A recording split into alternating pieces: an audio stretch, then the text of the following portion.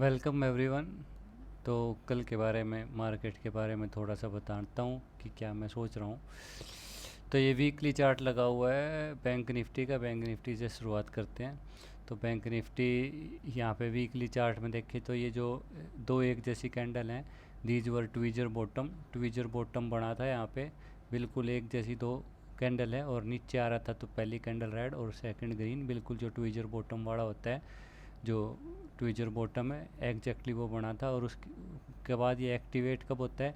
Activate जब इसके high के ऊपर जाए। तो ये इसके हाई के ऊपर ही हम वीकली क्लोज कर पा रहे हैं, तो इसका मतलब ये एक्टिव हो गया है।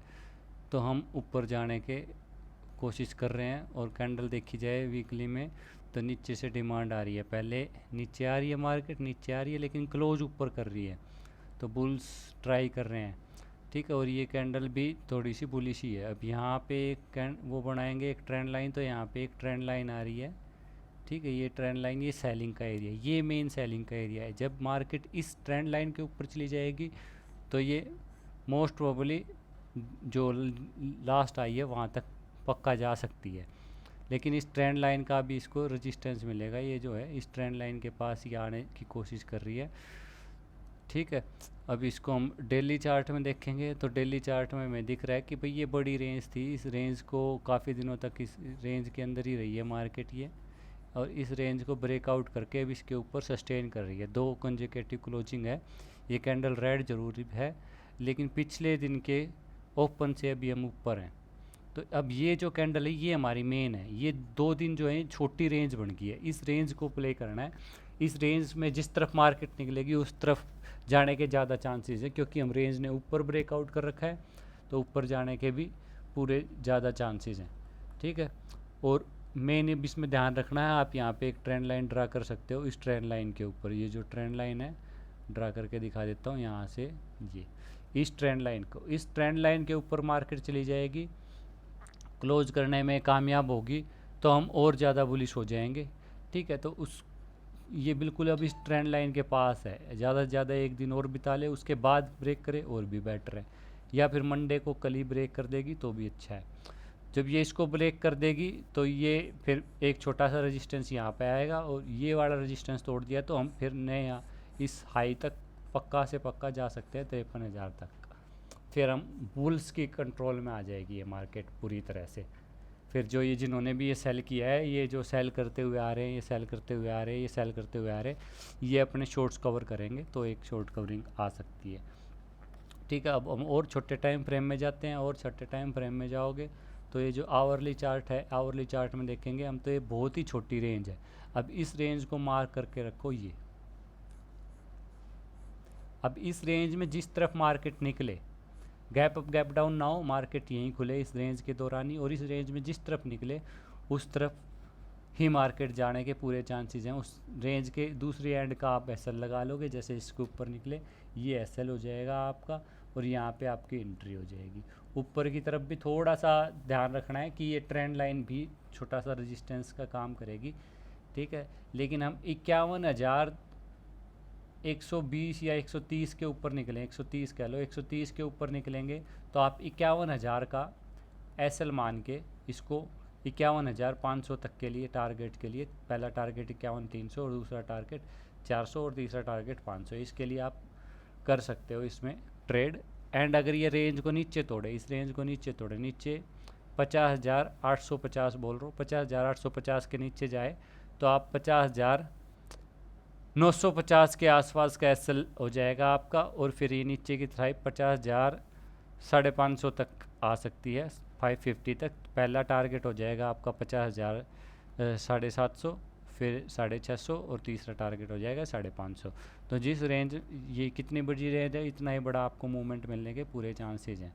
ये 300-400 पॉइंट की रेंज है। तो ऐसे ही 400 to 500 पॉइंट्स ऊपर जाता है तो ऊपर, नीचे जाती है तो नीचे। बहुत बड़ा गैप अप, बहुत बड़ा गैप डाउन, तो हमें प्राइस एक्शन को देखना पड़ेगा। गैप अप खुल गई, पहला दूसरी कैंडल कोई शूटिंग स्टार है तो उस कैंडल के ऊपर का एसएल लगा के आप ट्राई कर सकते हो। बहुत बड़ा गैप डाउन खुल जाए, पहली दूसरी कैंडल कोई हैमर है या कोई बुलिश कैंडल है, तो इसके नीचे का एसएल लगा के ऊपर के लिए प्ले कर सकते हो। या फिर कोई रेंज बन जाए, गैप अप गैप डाउन खुलने के बाद कोई रेंज बन जाए, उस रेंज को हमने देखना है। ठीक है, तो फ्लैट खुले सबसे बेटर तो यही होगा, फ्लैट खुले, इसमें 5-10 मिनट यहाँ पे ट्रेड करे और फिर या तो ऊपर जाए या नीचे जाए, तो हमारे लिए बेटर होगा। तो ये हमारा बैंक निफ्टी का व्यू निकल के आ रहा है। 15 मिनट में देखोगे तो ये आपका ये यहाँ पे बुल्स और बियर्स, जो अब ऑप्शन सेलर हैं वो कंफर्टेबल बैठे हैं। ऑप्शन सेलर इसके नीचे की पुट सेल करके बैठे हैं और इसके ऊपर की कॉल सेल करके बैठे हैं। उन्हें कोई प्रॉब्लम नहीं है, मार्केट जब तक इसके अंदर ही रहेगी। जब इसके ऊपर ब्रेक आउट करेगी तो बुल्स को चिंता होगी, तो वो जो भी कॉल सेल करके बैठे होंगे बियर्स को, उनको टेंशन होगी। तो जब इसके ऊपर निकले तो हमें यहीं पे पकड़नी है मार्केट, क्योंकि ताकि हम इस ट्रेंड लाइन के पास डिसीजन ले सके कि यहाँ पे पहले हमें प्रॉफिट बुकिंग करनी है या हम वेट कर सकते हैं कि इस ट्रेंड लाइन को ब्रेक कर रही है या नहीं। अगर लेट हो गए तो फिर इस ट्रेंड लाइन का रेजिस्टेंस आ जाएगा, फिर हम वहाँ पे एंट्री अवॉइड करेंगे। ठीक है, ऐसे ही यहाँ पे इसी रेंज में खुल के ब्रेक डाउन करेगी तो वही आप फिबो वगैरह लगा के, जो फॉल है फॉल की फिबो लगा के वहाँ पे ये जो है यहाँ से लेके यहाँ तक ये, तो ये आपकी फिबो लग जाएगी। तो इसमें ये वाला जो रेंज है ये पहला टारगेट आ रहा है एक ढंग का, 50,630 के आसपास। तो इसके नीचे आएगी तो आप इस टारगेट के लिए प्ले कर सकते हो। ठीक है, तो रेंज में खुल जाएगी तो बेटर है, और रेंज में गैप अप गैप डाउन खुलेगी तो फिर प्राइस एक्शन को ही फॉलो करना है कि भाई बड़ा गैप अप या बड़ा गैप डाउन खुलने के बाद किस तरफ मार्केट मूव कर रही है, ऊपर जा रही है या स्पोर्ट लेके ऊपर जा रही है या रेंज बना के ब्रेक डाउन कर रही है या कैसा बिहेव कर रही है। गैप अप गैप डाउन के केस में कैंडल्स के ऊपर या फिर रेंज के ऊपर ध्यान देना पड़ेगा। कैंडल पहली, दूसरी कैंडल आपको कोई inside candle, hammer, shooting star, कोई बुलिस बढ़िया कैंडल या बियरिश बढ़िया कैंडल बन जाए तो उसके अकॉर्डिंग डिसीजन ले सकते हो। ये तो था आपका निफ्टी का, बैंक निफ्टी का। अब निफ्टी का भी व्यू देख लेते हैं। निफ्टी की भी वीकली चार्ट ज़्यादा स्ट्रॉन्ग दिख रहा है, बैंक निफ्टी से ज़्यादा स्ट्रॉन्ग निफ्टी है, लेकिन निफ्टी अब पूरा रिकवर कर गया है। निफ्टी यहाँ पे पिछले हाई के आसपास है, तो ये बनाने को डबल टॉप भी बना सकता है, और वरना फिर यहाँ पे एक आध दिन पास करके और नया हाई भी बना सकता है। यहाँ पे है ये, यहाँ पे 1-2 बार रुके और फिर ऊपर चले जाए, नए हाई की तरफ भी जा सकती है। अगर बाई करने का मिलेगा तो बैंक निफ्टी बैंक निफ्टी दोनों में कर सकते हो, सेलिंग भी उसके अकॉर्डिंग आपको देखनी पड़ेगी। वीकली कैंडल निफ्टी में ज़्यादा स्ट्रॉन्ग है। अब इसकी छोटे टाइम फ्रेम की कैंडल देखेंगे, डेली कैंडल, तो ये देखो डेली कैंडल में भी निफ्टी होल्ड कर रहा है अपने आप को। तो ये क्या है, ऊपर गया और यहाँ पे साइडवेज हो रखा है, ये फ्लैग जैसा भी बना सकता है ऊपर ब्रेक करता है। तो इसमें भी ये छोटी सी रेंज है, ये कैंडल्स जो है, कैंडल्स देखो छोटी कैंडल बन रही हैं रेंज वाइज, तो इन रेंज को हमने प्ले करना है। अब ये वाला जो 2 दिन का लो है सेम बैंक निफ्टी में, ये इंपॉर्टेंट है, और 2 दिन का हाई है ये भी इंपॉर्टेंट है। ये एक टाइप से इनसाइड कैंडल है, थोड़ी सी परफेक्ट नहीं है लेकिन थोड़ी सी। इसके ऊपर जाए तो आप बाई की सोच सकते हो, इसके नीचे जाए तो सेलिंग की। लेकिन बैंक निफ्टी बाइंग में ज़्यादा अच्छा है क्योंकि उसके पास स्पेस है मूव करने के लिए, निफ्टी के पास स्पेस कम है। ये सारा रजिस्टेंस जोन है, पिछला ऑल टाइम हाई, तो इसके पास कम स्पेस है ऊपर मूव करने के लिए।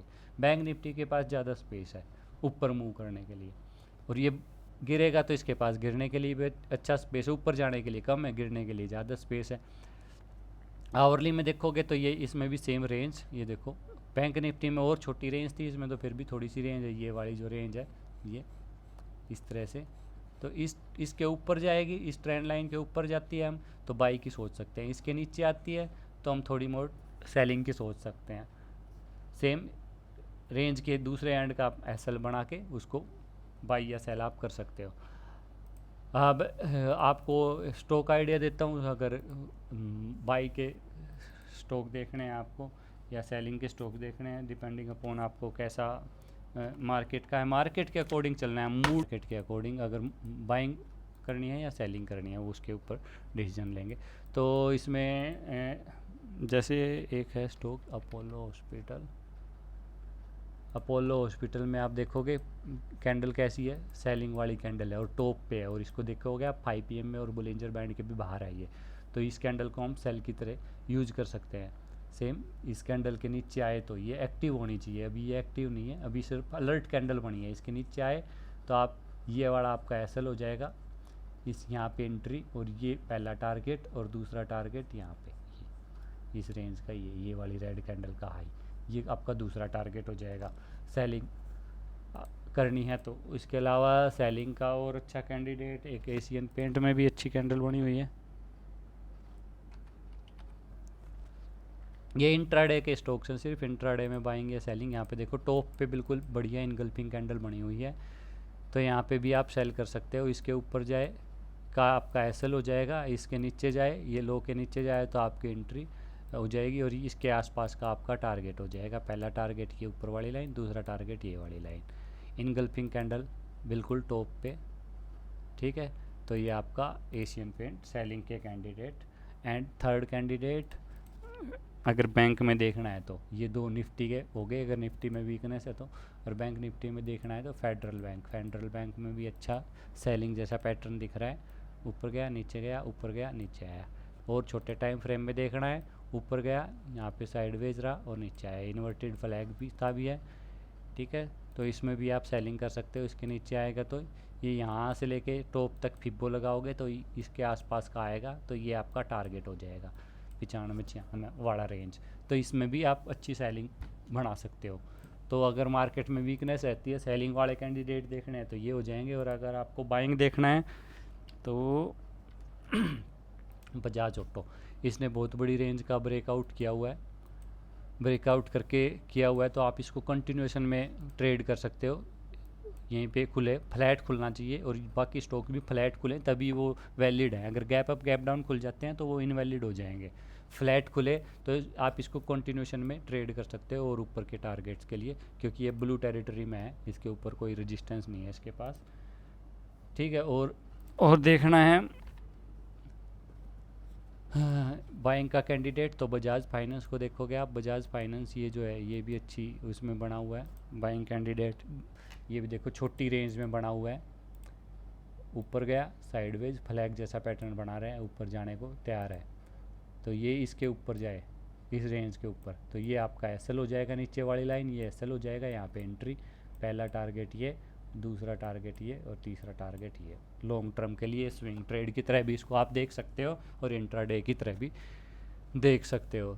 तो बाइंग का ये हो गया। और अगर आपको बैंकिंग में देखना है तो आईसीआईसीआई बैंक, ये कंटिन्यूशन में ट्रेड करना है। ये अच्छा ब्रेकआउट करके जा रहा है, डब्लू जैसा पैटर्न है, यहाँ पे नीचे आया ऊपर गया, नीचे आया ऊपर गया, डब्लू बना के चल रहा है। तो ये इस रेंज तक का टारगेट इसका निकल के आ रहा है 1220 तक का। तो कंटिन्यूशन में इसको आप ट्रेड कर सकते हो आईसीआईसीआई बैंक को। तो this is the view about Nifty, bank Nifty and few stocks. Thank you, hope it helps.